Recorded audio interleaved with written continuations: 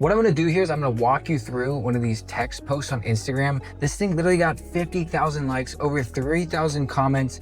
Like, this is the kind of thing you find on Instagram and you go like, wow, is this some kind of hidden, lost information that they just don't tell us poor people about? When in reality, like 99% of that stuff is just absolute nonsense, and it's not something that the rich don't tell you about. It's stupid marketing ploys so they can charge you like $10,000. I mean, look at this.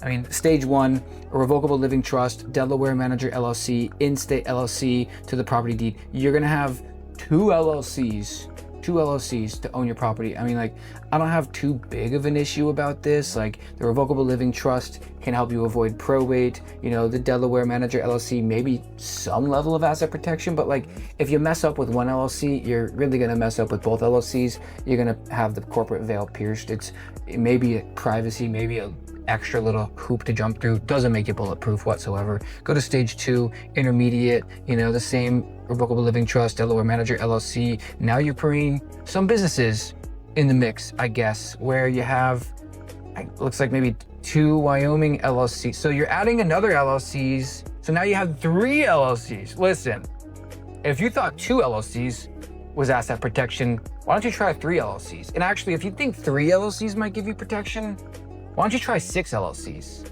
right? And if you think 6 LLCs might give you some asset protection, why don't you try 1 million LLCs?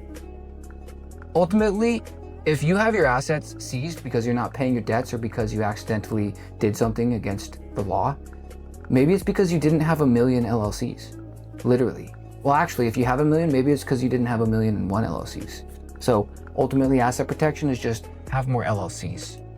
Now we go into stage 3, and now we've got a Nevis offshore LLC, a Cook Islands offshore living trust, and we got people in the comments worth $20,000 ready to spend their last $20,000 to protect their remaining 0 assets. Do you understand how complicated the financial life you will have? Do you understand how complicated the compliance requirements are and the tax reporting is when you have all these foreign assets, right? You have a Dubai LLC. If you're making passive income, that's a passive foreign investment company. Boom, give me $5,000. I'm gonna help you out with that compliance. Perfect. If you're taking money out of this Cook Islands trust and using it for anything at all, boom, give me $10,000. I'm gonna help you out with those taxes. Ultimately, I would love if you did this, because now I get to charge you tens of thousands of dollars for this, which may or may not, probably does not work for any of the asset protection, maybe a little bit of privacy, but probably not the asset protection